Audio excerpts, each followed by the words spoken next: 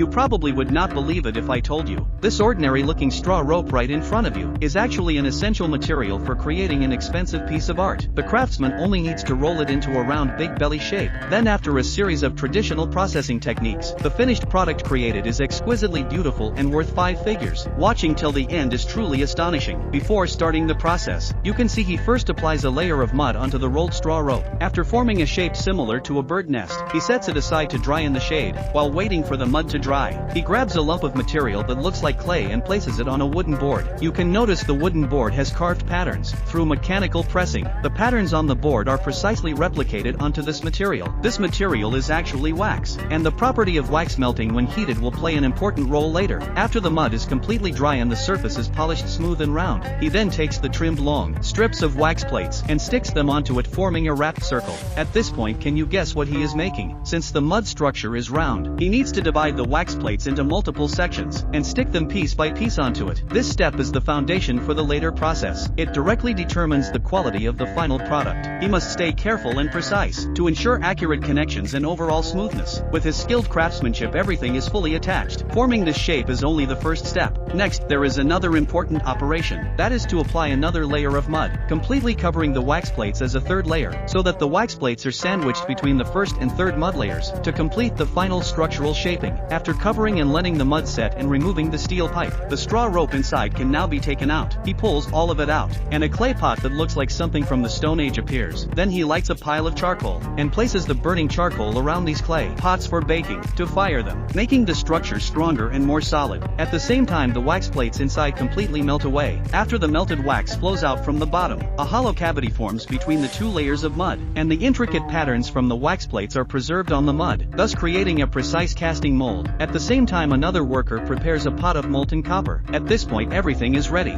and the real technique is just beginning. As he completes pouring the molten copper, and pours water over it to speed up cooling and shaping, he then breaks off the outer mud, and you can see a patterned copper piece appear. But at this stage it is only a rough form. To become a refined finished piece, there is one final and most skill-demanding step left. That is trimming the rough edges of the copper, and polishing off the oxidized layer on the surface. He then fills colored enamel glaze into the patterned sections of the copper. Different colors are filled according to different patterns, after multiple fillings until the glaze is level with the copper frame. In the past, this step mostly used blue glaze, so this technique is often called dotting blue. With his masterful skills, the coloring is completed. Now it can be placed into a high-temperature furnace for firing. After firing at 800 degrees, once taken out, you can see a beautifully crafted copper vase appears before your eyes. So how would you rate this craftsmanship?